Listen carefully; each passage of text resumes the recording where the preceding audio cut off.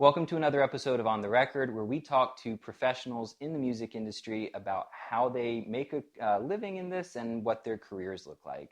Today, I'm sitting down with someone who I became a fan of really in 2020, like a lot of you, but he's been in the industry a very, very long time. Zac Childs. Zac, thank you so much for having me over today. This is awesome. Well, I'm honored, so thank you. For the uninitiated, most of the time we jump right into the interview, but I think it's worth mentioning at the top of this one that Zac has a lot of content out there that throughout the interview might get mentioned, and if a specific video gets mentioned or a website, I'm going to do my best to link it down in the description for everybody, and that way that you can find the videos of Zac's or the articles that we're talking about. That being said, the first couple links down at the bottom are going to be Zac's website and Zac's homepage to his YouTube account. So if you're ready, let's jump in. Let's do it. Okay.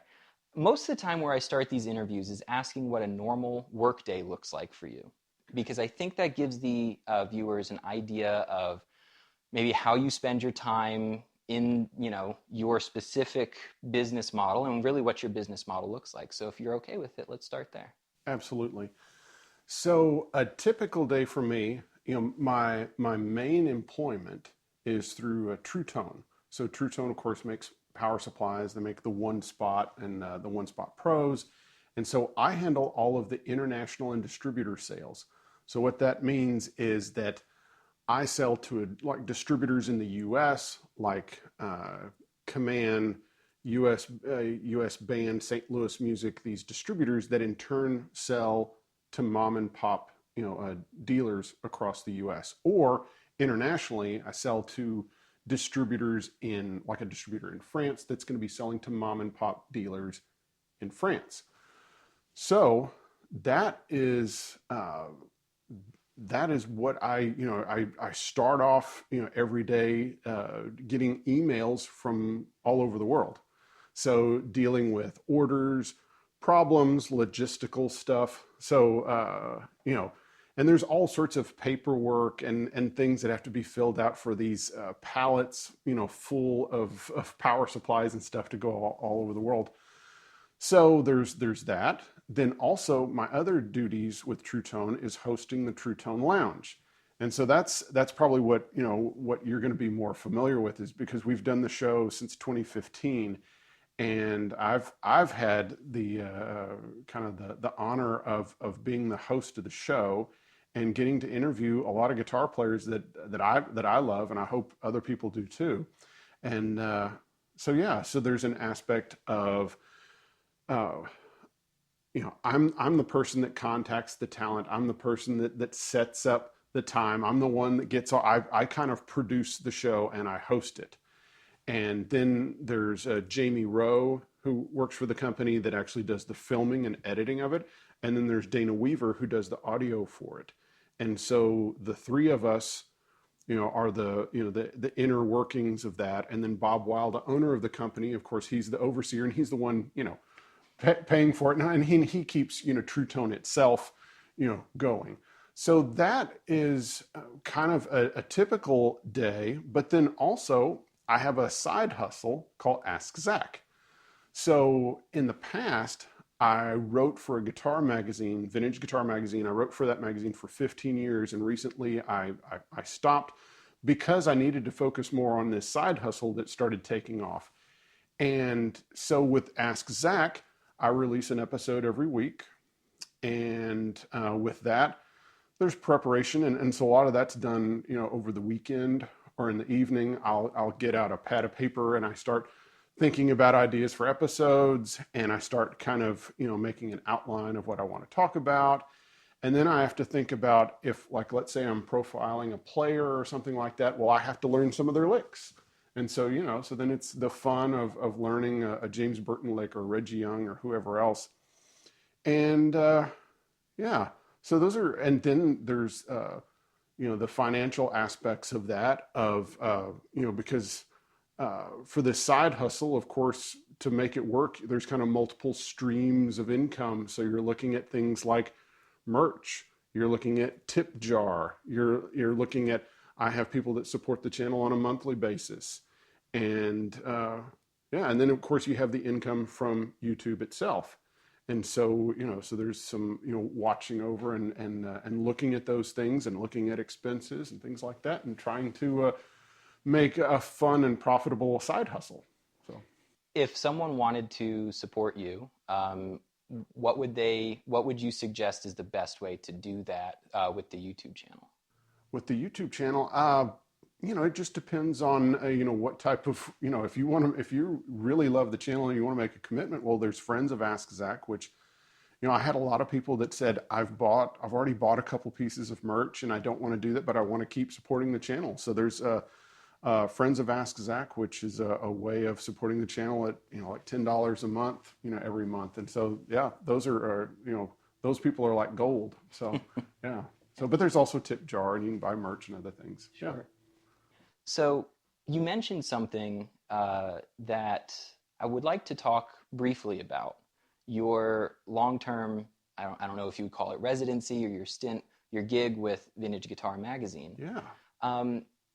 I know that when I started getting deep into the guitar community, I was probably 9 or 10 years old, late 90s. And print magazines, print media was king when it came to learning about the guitar, how to play, and all of the, I guess, things that we want to know about our famous or our favorite musicians. So with that, things have changed quite a bit in the past 20 years, and Right. you were there for a lot of it with Vintage Guitar Magazine. Right. I was wondering if you could just talk about your experience with the magazine and what you've seen change over time. Everything changes. Yeah. Yeah. If you expect things to stay the same, you're going to be really disappointed in life. And you have to be watching for as the world changes, and you don't want to be the guy that's owning a video rental place, as the world has already switched over to streaming. I mean, that's been dead for eons, but there used to be Blockbuster videos that were, and all these, VHS and DVD rental places all over the place. Those places are gone, they're dead. Now, I'm not making that analogy to print, but I was able to get in on print when it was still really important. And it was an honor to be asked to be a part of Vintage Guitar Magazine. And so I started doing that while I was still working for Brad Paisley. And it actually happened because they had interviewed Brad, and he kept saying, when they would ask him some questions he didn't know the answer to about his gear, he said, well, I guess you need to ask Zac. And so it kind of turned into that. And I loved, doing it. But what happened is that there's just been a natural progression away from print media because that's not the way people are intaking information anymore. So in the past, just like you, I was very dependent on print media. 'Cause I was learning to play guitar in the 1980s, and so I would go and buy stacks of old guitar magazines. I would go to used bookstores and I'd buy a stack of Guitar Player and Guitar World this high because they were 25 cents each. And so I'd spend, $10 buying old guitar magazines, and I would read every single page. I'd look at every ad. I knew everything. If it's Guitar World or Guitar Player in the 1980s, I have read it. I have read it and I've consumed it. Do you still have them? No, I have. I've only kept. So this, there's this line of there's just the things I kept are down here at the bottom. Sure. So yeah, we might get some B-roll of that at the end here. So there's a fair number, but I ended up the magazine started taking over my life, and so I did end up having to liquidate some of them. So, but what happened is that as the internet became bigger and bigger, and there started to become new avenues of intaking information and finding information. So in the past, if I wanted to find out information about a product, I looked for a review in a magazine in print. But then those print reviews of products became almost irrelevant when you had YouTube. Because now, instead of me reading what someone else thinks about a product in print. And I wrote, at least 100, reviews in print for Vintage Guitar Magazine. So, I mean, I was heavily invested in that. But the world changed. Now, anyone can get on YouTube and they can look up, and that's the second most used, search engine is YouTube. And so you can get on YouTube and you can just, search any piece of gear and you can find, a review. You're able to hear it. Sometimes, of course, the limitations are the recording and it's just always different, when it's going through YouTube and everything, but at least you can get a really good idea of the piece of gear. You can see what it actually looks like besides, some glossy, perfect photo that was supplied by the manufacturer. So I think that's what happened. Also, it has to do with ownership. So, I don't own, and I, had no piece of Vintage Guitar Magazine. Okay. So, and I'm not the editor. So I was, just, a contributor, a columnist. Was that like a contractor or were you on staff? No, I was not on staff. So again, it was always a side hustle for me. Sure. And so I was just a regular contributor, but I was not in any way on salary. Okay. So now I had a regular column, the Ask Zac column that I did. Right. But otherwise I would pitch, ideas for articles. And so I would pitch, a cover story. Like I pitched a cover story on Keith Urban. And again, this was early on and they didn't want to do it. And I really had to, to really push hard and, and then also had to work with his manager and things like that. But the point of all that is that was the only way of doing it back then. But now, if I want to do an interview with anybody, the only limitation is my ability to get to them. Now I can interview anyone I want, whenever I want.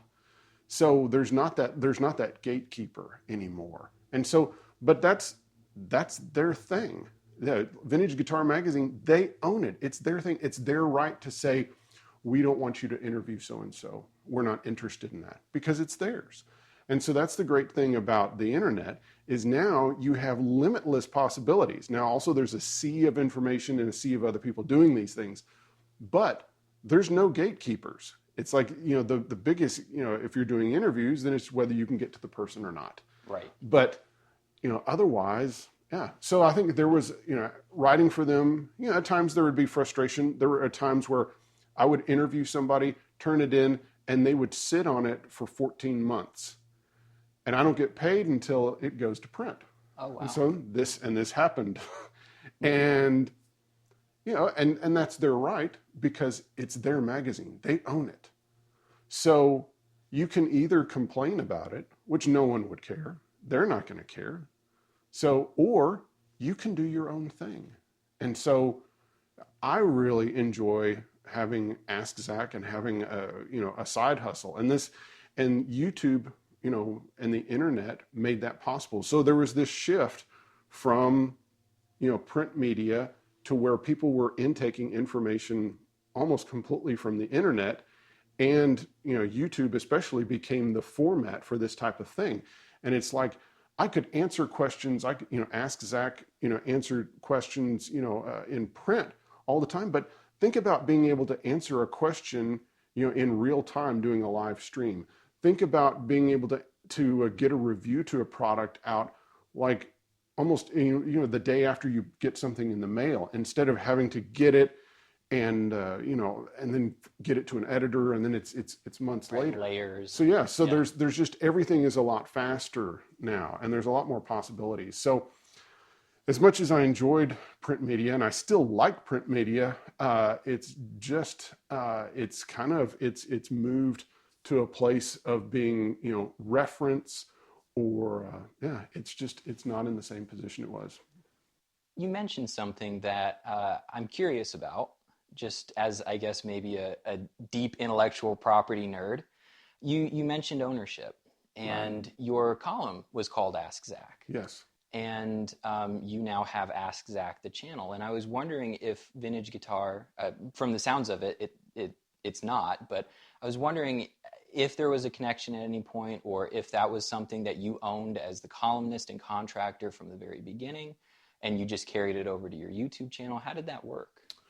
I had ownership and I trademarked it. Great. So, Okay. you know, if you were going to, you know, if you're going to move forward with something, you know, as a viable, even a side hustle, you know, you really, you know, it's great, you know, you can start off with a YouTube channel or something like that, but you really should have the .com of something, and then you should really have a trademark to protect yourself, especially, you know, if you're not just using, if you're using your name, it's one thing. But, you know, for me, I'd had so much of an identity with writing in a guitar magazine for 15 years and having the website already and things like that.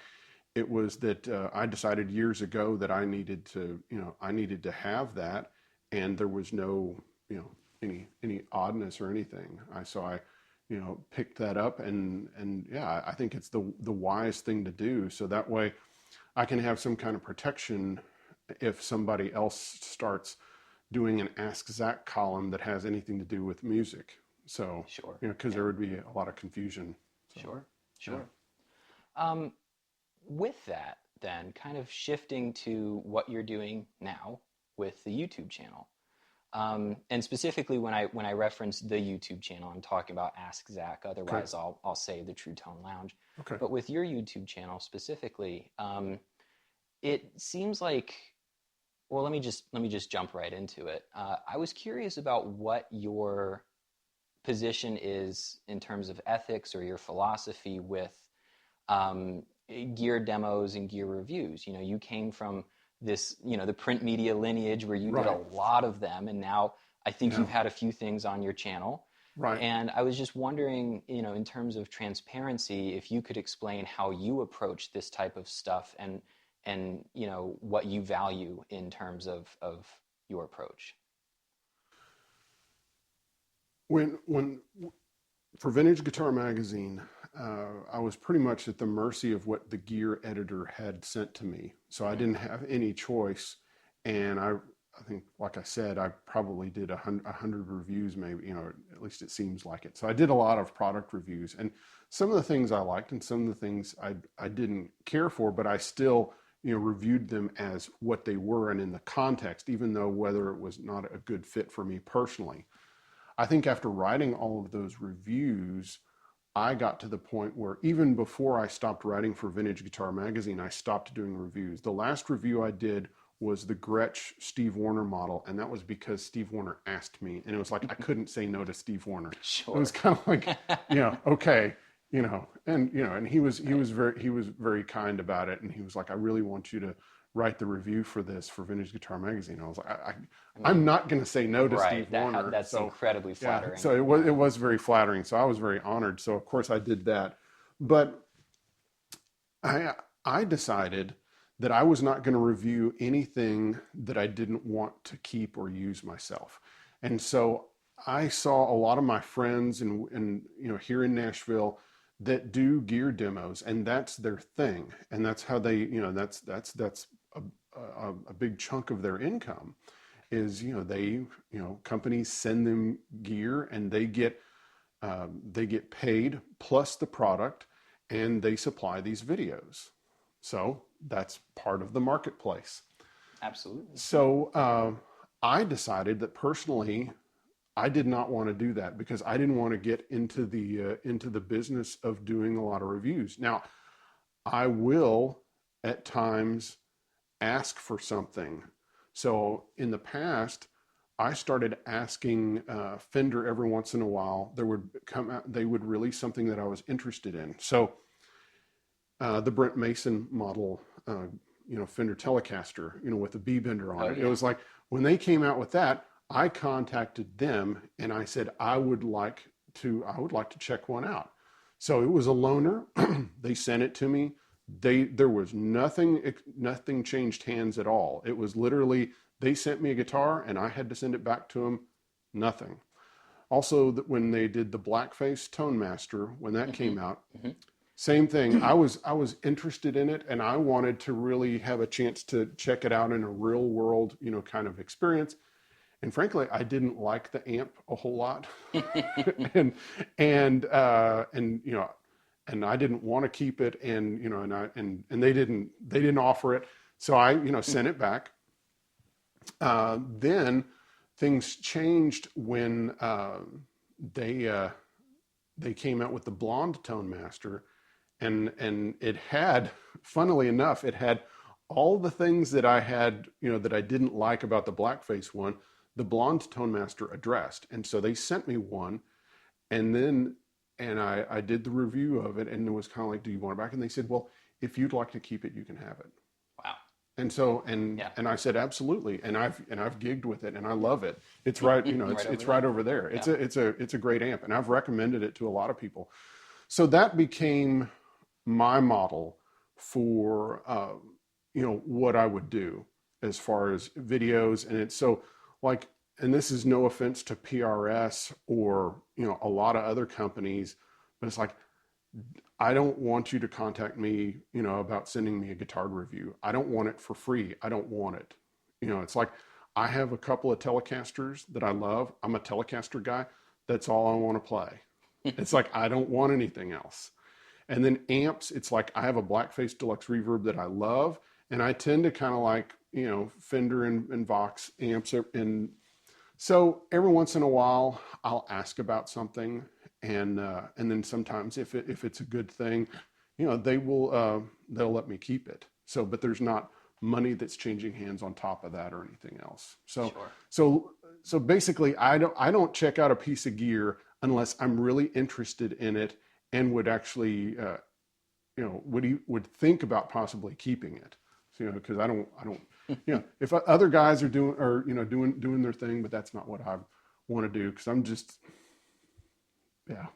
too old for that. Danny Glover. Danny Glover, yeah.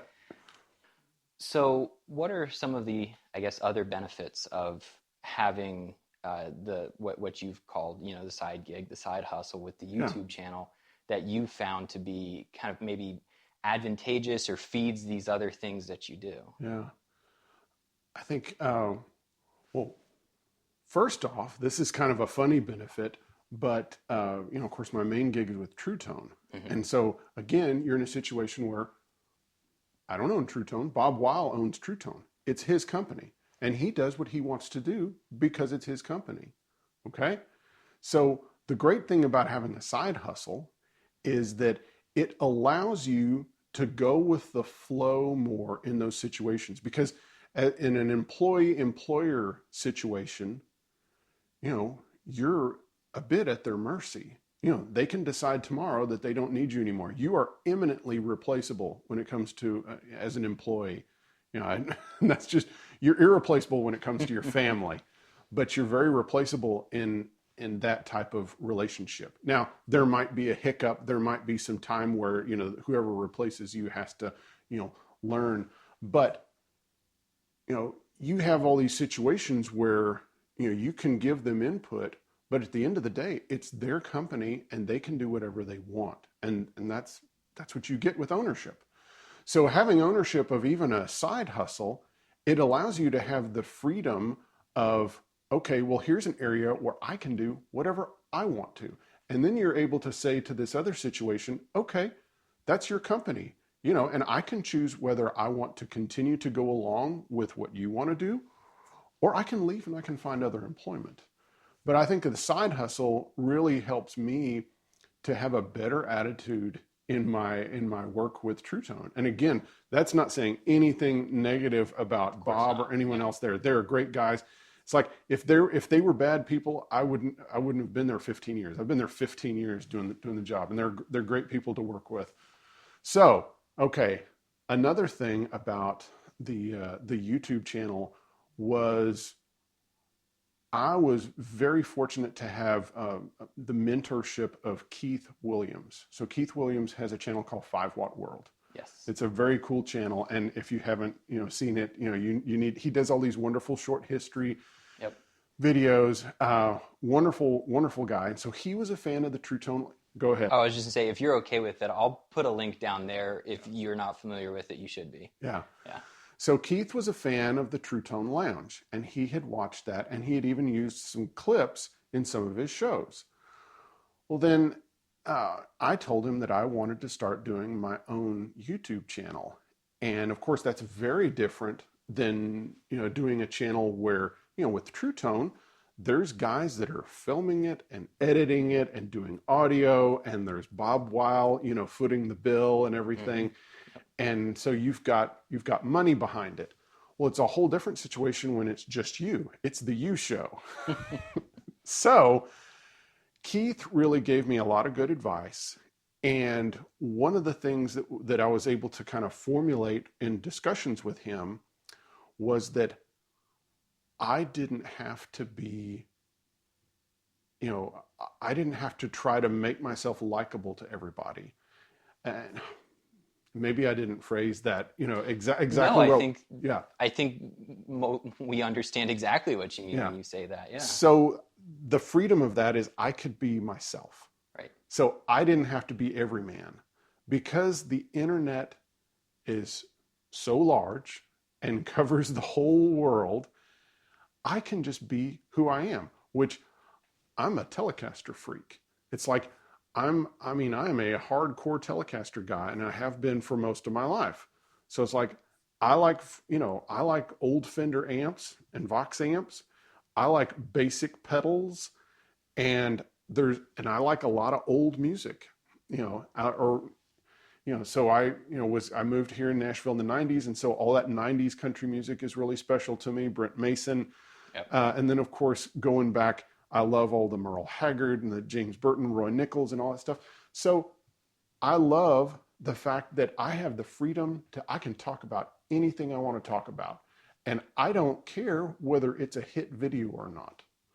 And there's freedom in that. There's great freedom in, like, when I release a video, it's like, and no one knows what's going to be a hit and what's not going to be a hit. If they tell you that, they're lying, because if they knew it, they'd only make hits. Right. So, but this is going to be a hit. This one. Watch your words. But it's just really freeing when you're able to say, okay, I'm going to do this episode because I'm passionate about this, because this is something I care about. And I've had videos that, didn't do great compared to my other videos, but it doesn't matter. That's another great thing about something being a side hustle, is that, because I have a lot of friends that are professional YouTubers that's all they do. And that's great, but they have more pressure on them to have a hit, because, to really make a living at YouTube, you're talking about having, videos that have to have, 50,000, 100,000, plus views, because people don't realize that it's like for every 1,000 views, it kind of fluctuates between like $3 per 1,000 views and maybe $9 per 1,000 views, somewhere in there, depending on the time of year. So, yeah. So does that answer your question? Absolutely. Yeah. Absolutely. I guess my follow-up with that would be, and you've talked about this in a couple of videos, but I think it would be good for us to just cover this very briefly to lead us into the next question, which is, when you decided to make your own channel, was that the result of maybe getting to the end of your rope with the written work, or was that, it feels like your channel came along around the same time that the world was shutting down. And, was that connected? Was this I have time all of a sudden for this at all? Yeah. Yeah. So I have found that I only grow when I'm unhappy. Okay. If I'm dissatisfied, I will grow.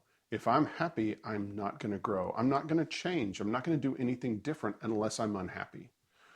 So I had some things going on in my personal life, and just to be clear, not with my family, not with my work. Sure. And just so not any weird pallor over this, but I had some things going on in my life that I was really unhappy with, and one of them was I was unhappy with my lack of control with Vintage Guitar Magazine. And so I had been in the front of the magazine for 12 years, and they moved me to the back. And from working for Truetone, and I'm on the committee that decides how money is spent in advertising, I know that the position in a magazine is everything. That depends on, so if you're at the front of the magazine, you pay a lot more for space. If you're at the back of the magazine, that's much cheaper. And so, and because Vintage Guitar did this, they moved me to the back of the magazine, which they had me in a place of honor for 12 years. And I wouldn't say it was dishonor, but it was not the same. So with that, I was dissatisfied with that. But it's their decision. It's their magazine. So the onus was on me to step up to the plate and do something, or frankly, be a titty baby. We can say that on my channel. Yeah. So I decided that I was going to do something about it.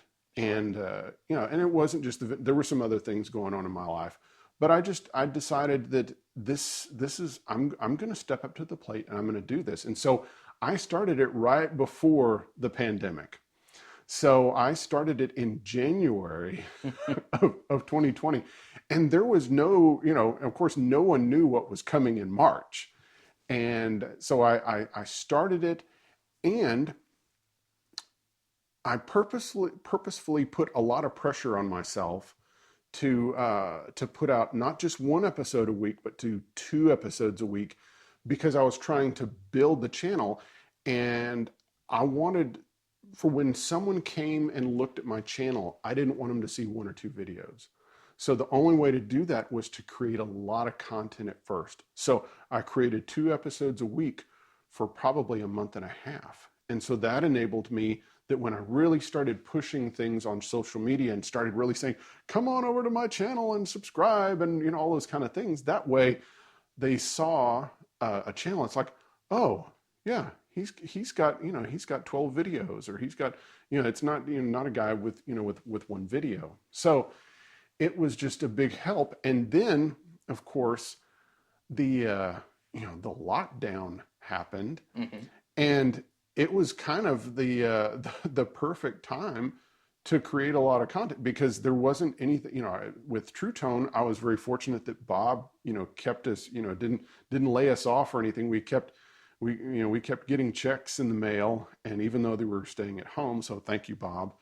And so while that was going on, that, kind of month or so, I was able to launch, AskZac.com with a ton of content on there. So besides just having, maybe links to the YouTube videos that I'd done, also I had a number of articles that I had written recently, or that I'd written in the past, that I could put up there. And so really it enabled me to do a more sound and more robust launch of my channel, of just the branding and everything. Sure. So it sounds like you actually started with somewhat of a plan. Yes. Did you start with a certain level of expectation? Because your channel has grown immensely in the past year and a half plus. Did you see that? I mean, did you expect that, or was that, I'll turn it over. I hoped for that, but sure. I didn't, that was not my expectation. So my original plan was to make up, because I wanted to transition out of Vintage Guitar Magazine. And so my initial idea was, I want to start pouring into this Ask Zac channel. I want to get it monetized, which means you of course have to hit certain markers as far as subscriptions and hours that have been watched.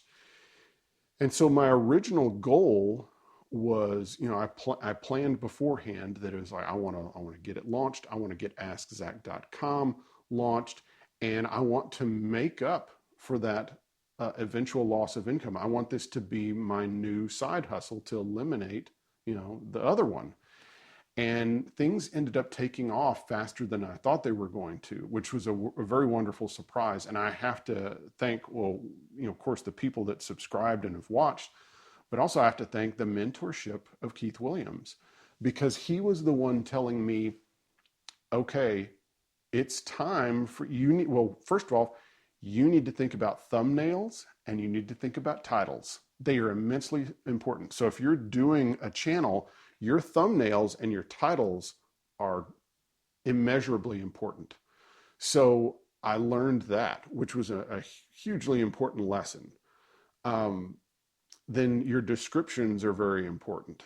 And then Keith also taught me about things like, you know, interacting with people, which I'd been doing that with YouTube, with the Truetone Lounge and things like that. And we started talking about live streaming long before I did it. And he got me to start selling merch way before I was ready.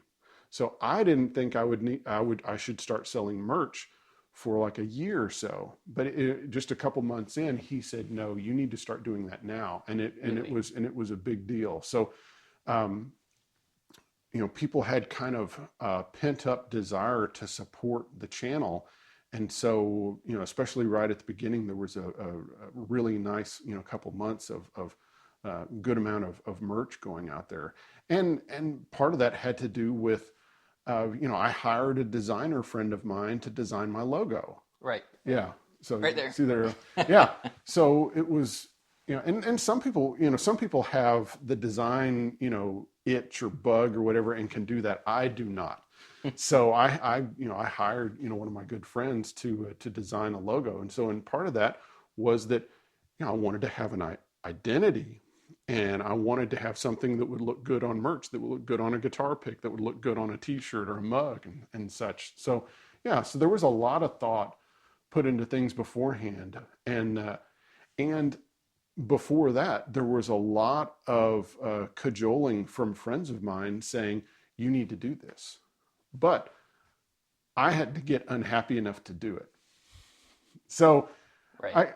I would just briefly, I would say, when you're in a situation where you're unhappy or, you know, some bad stuff's going on, it's like, try to find the good in it, in how it can push you to do something else. Instead of, you know, because I could have wallowed in unhappiness, and I probably did some, but it's, you know, when you take that energy and you start pouring it into something that you can get going, and then it starts flourishing, which, you know, I didn't make that happen. You know, I was just fortunate that, you know, people ended up liking the channel, and it's continued to grow, and I'm grateful.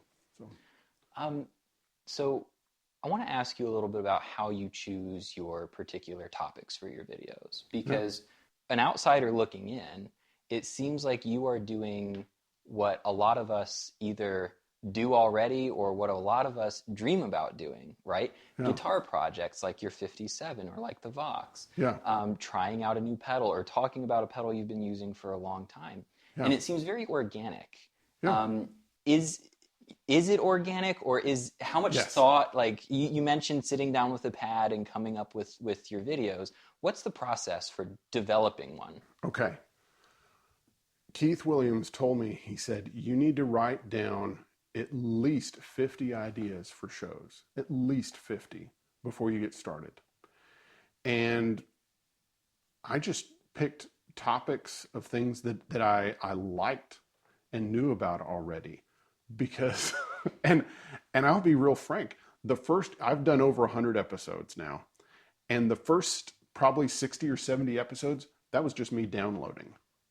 No research, no nothing. Okay. That was just stuff that was stuck in my head, and that was me downloading it on there. And so it was easy at first. But no, all of the things that I've talked about were things that were guitar players that I loved deeply and really had done a lot of research on, because I'm very obsessive, you know, and like a lot of, you know, musicians are, you know, you get, you know, it's like, if I'm into James Burton or Reggie Young or Bobby Womack or Steve Cropper or whoever it is, it's like, I'm whole hog. I'm going to find out everything that they've done. I'm going to go look up all the different recordings. I mean, I'm serious. So with that, it wasn't hard to, you know, of course I would do some additional research and I would take notes. I would kind of outline what I was going to do beforehand, but it would just be as simple as, you know what, I'm going to do an episode on Reggie Young because I've interviewed him, and he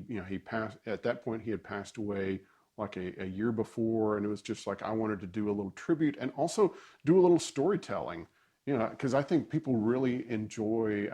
I've found that people really like hearing stories. I mean, they just like that. And another important thing that Keith Williams taught me that I'll interject right here is that don't do anything that someone else can do.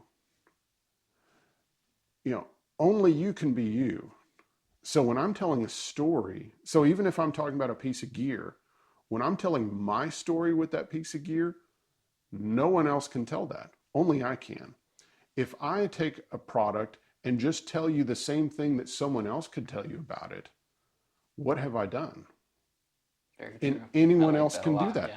But if you're able to interject personal aspects of why you wanted to check it out, or just anything that where you're able to pull yourself into it without it just being the complete, me show, which you always, kind of have to be careful with that. But yeah, so I hope I answered your question. You did. So, yeah. Definitely.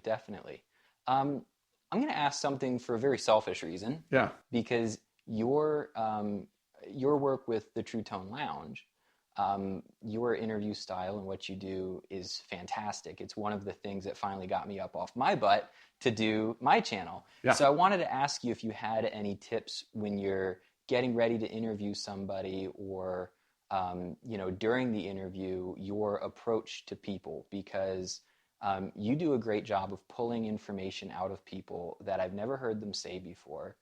And with that, you also get interviews with these giant names, and sort of how you get into the right headspace, how you prepare for that kind of thing. Just could you talk about that for a second and let me steal everything from you?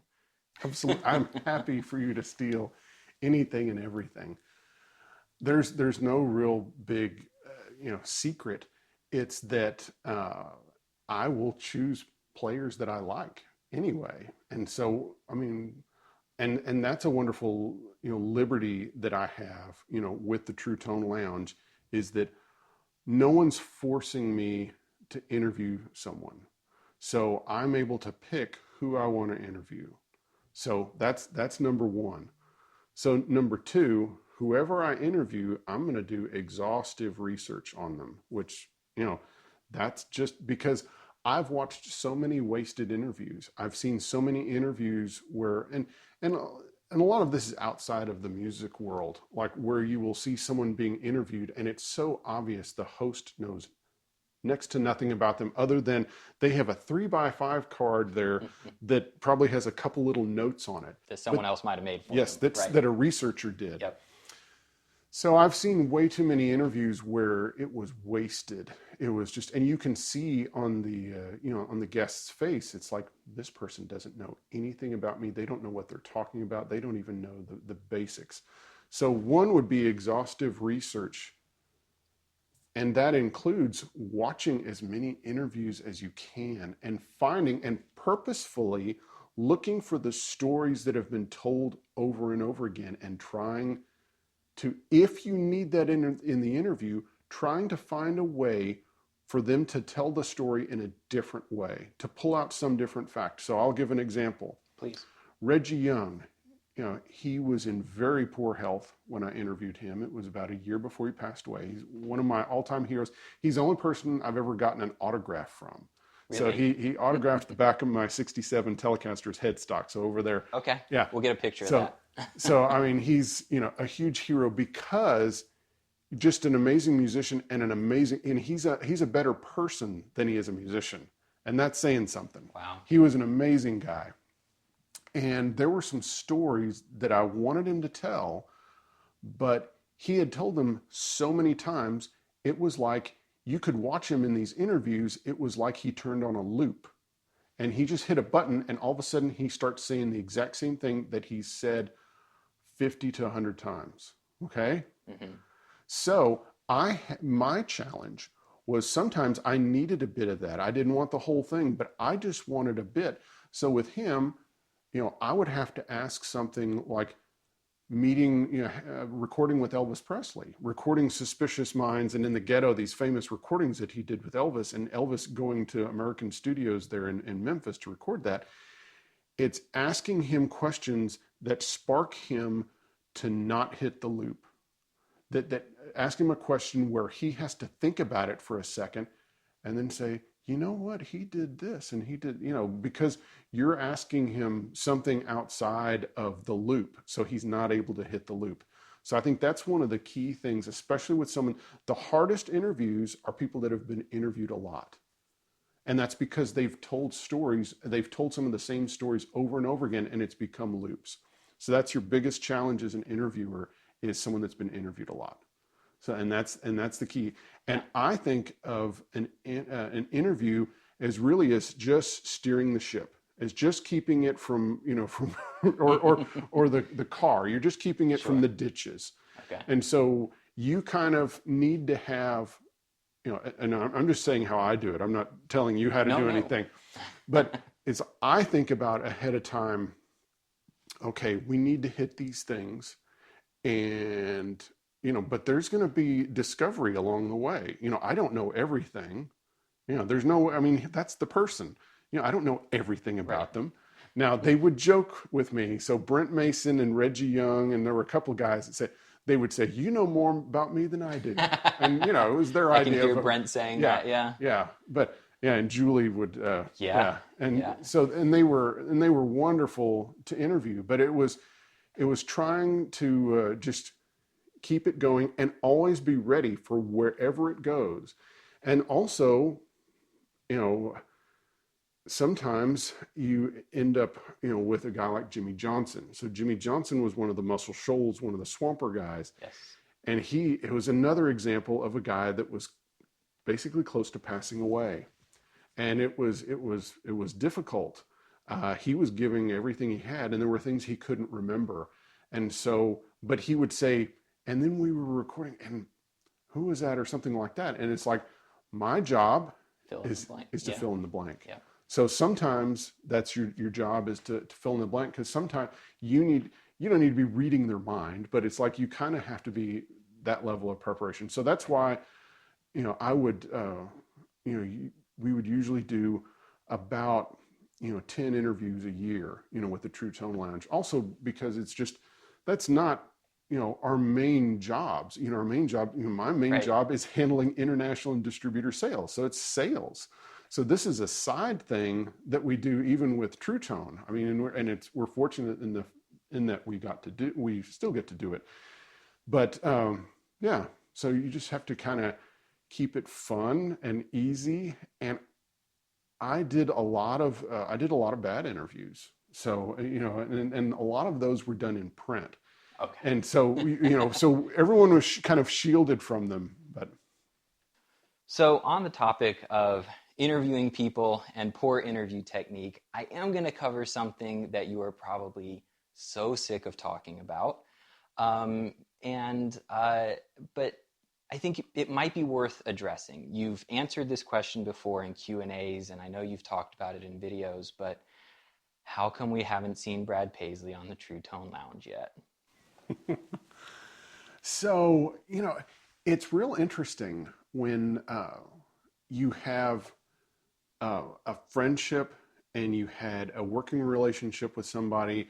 And I think a lot of people don't understand the dynamics of fame and such, and they don't understand the awkwardness of when, as a friend, you're asking someone to do, for them to be the famous person, okay? And that might sound, strange, but it's like, it's one thing for me to interact with Brad Paisley, the friend, and for us to talk like that. But it's another thing for me to ask him to put on the persona, and not like he becomes a different person. Right. But put on the cowboy hat. Yeah, put on the cowboy hat and come do an interview. Yeah. And, it's like me, it's not the same thing, but it's almost like me taking a stack of 8x10 photos and saying, hey, can you sign all these for me so that I can use them? Because that's what it kind of ends up coming down to.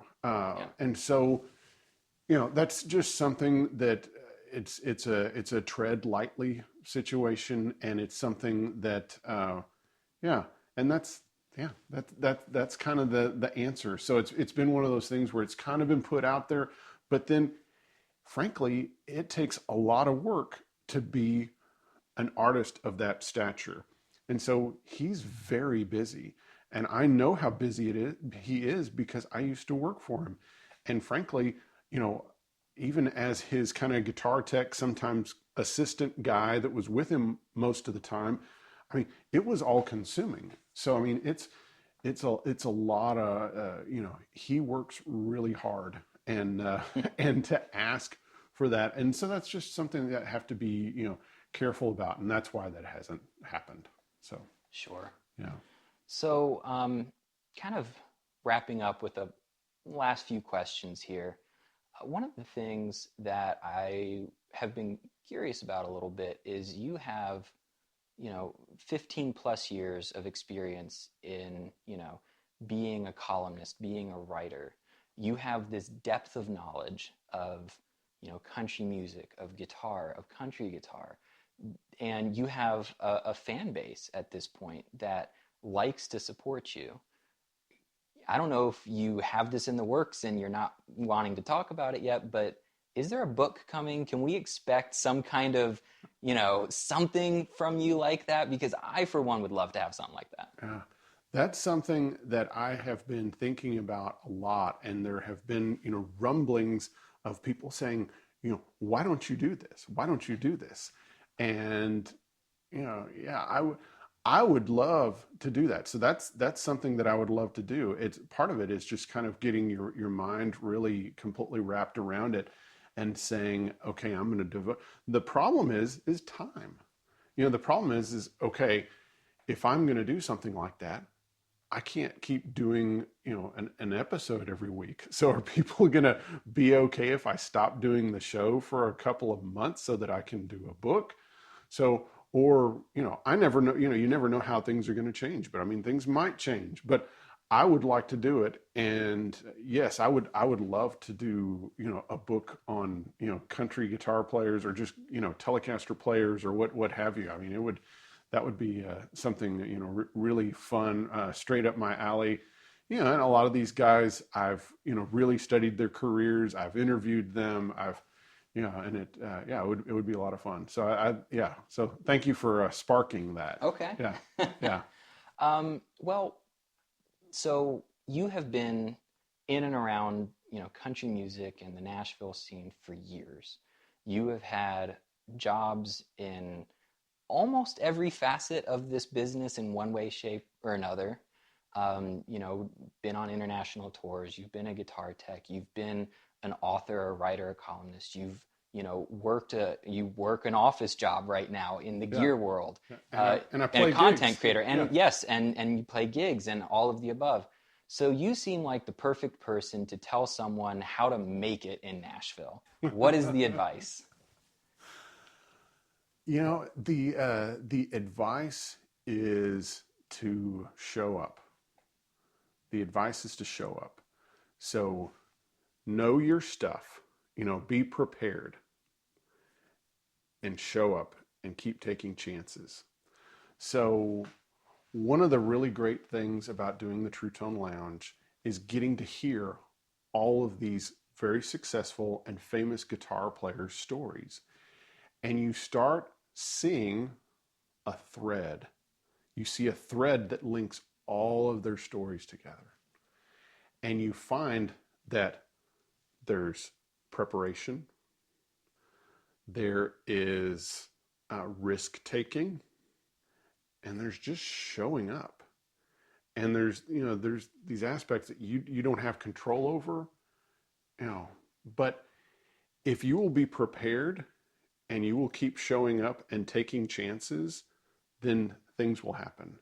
If you stay at your home and you expect something to happen, it's not going to happen. So I could regurgitate, you know, a story like, I just, you know, briefly, Jon Jorgenson, you know, one of my favorite guitar players. He's wonderful. It's like, how did his career get jump started? Well, he went to the NAMM show in Anaheim, out in California. And there was Saga, which is a company that, they have like the Kentucky mandolins. Mm-hmm. Those are imported, by Saga Musical Instruments. So at the time in the mid 1980s, they were making a Japanese made mandolin that was a signature model for David Grisman. Okay. Not Grissom, but there's a famous mandolinist named David Grisman. Mm-hmm. Okay, well, he had a signature model, and he was one of the fathers of newgrass music, along with like Newgrass Revival and some of these other bands. So really serious acoustic music. Well, Jon was a big fan, and he had learned just on his own, just for fun, he had learned a lot of this guy's music. Well, he sees him in Anaheim at the NAMM show in a booth, and he's standing there playing his signature model mandolin. Jon Jorgenson, who at the time is only playing at Disneyland, he goes up to him and says, "Can I get up and play with you?" Okay, that's risk taking. That's guts. Okay, that's guts. We would say another term, but we're not going to use that. Sure, right. Yeah. So, but he had him. Okay, so he was prepared, and he took a risk. Now, at that point, David could have said, "No way, go away." But for some reason, David said yes. And so Jon gets up there and plays both guitar and mandolin with David Grisman and is playing some pretty incredible stuff. And he was prepared. He knew the music beforehand. Well, up walks Chris Hillman. Chris Hillman was one of the Byrds and one of the Flying Burrito Brothers. And he had Bernie Ledden, who had been one of the Eagles, was in his band, and he was leaving to play with the Nitty Gritty Dirt Band. And all of a sudden he needed a guitar player mandolin guy. And so he had already been told about this kid, Jon Jorgenson, who's playing at Disneyland. And it's like, who cares about some kid playing at Disneyland? Well, he sees him in the booth playing with David Grisman, and he's playing amazing guitar and mandolin. So he hires him. And that is where the Desert Rose Band comes from that. And then Chris Hillman's wife worked for Elton John. And so then when Elton John needed a guitar player, the whole reason Elton John knew about Jon Jorgenson was because of this friendship. And Elton John had seen the Desert Rose Band, and he was like, if I ever need another guitar player, I'm going to get Jon Jorgenson. So when they decided in the 90s they needed a second guitar player, they hired Jon Jorgenson. So it's, I guess the other element would be a friend. Be a friend to people. Make friends. Don't make contacts. Don't make, don't network. I think that as long as it's in a, just make friends, and make friends with people that are doing things. Don't abandon people that are in a bad spot.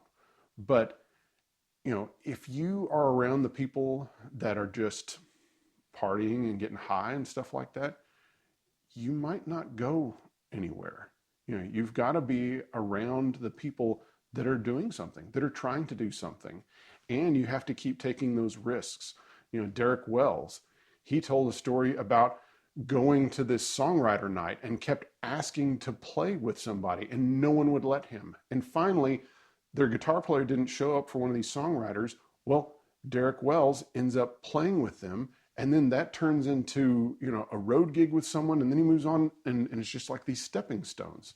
Dominoes. So, it's like preparation, risk-taking, being willing to look like an idiot when someone completely shoots you down. Because, I'm sure Jon Jorgenson got shot down a million times with all sorts of other situations. But the thing he's going to talk about, because those other things aren't worth, mentioning in an interview, but, is the time when things, went like they were supposed to. Yeah. And Derek Wells, same thing. And every guitar player I've ever interviewed, there's been these moments where they were prepared, they took a risk, and fate, luck, whatever shone on them, but you have to show up. And they all made friends. And you have to be the kind of person that people want to be friends with. If you're a backstabbing, mean person, it's like, things aren't going to work out well for you, because guess what? No matter how talented you are, There's so much time you spend hanging out, whether it's in the studio or on the road. And if doesn't matter how talented you are, if you are miserable to be around, people will find a way to get rid of you because there's someone else that won't play as good as you did, but they'll play good enough and they'll be a better hang. Yep. This town is full of talented people. It is full of talented people. Yep. That's true. Yep. Zach, thank you so much for doing this. This has been fantastic. I'm so glad we finally got to connect and got to do this. Do you want to do a little bit of playing? Sure. Awesome. Yeah. Thank you so much. And I just want to say I'm honored that you asked to interview me, and I just it's special to have someone else that does interviews to want to interview you. So thank you. That means a lot to me. Well, it means a lot to me that you said yes, and I am a subscriber and I'm a fan, and it's really cool to get to sit here and look at this. So Anyway, thank you so much. Thank you. Yeah. Ready?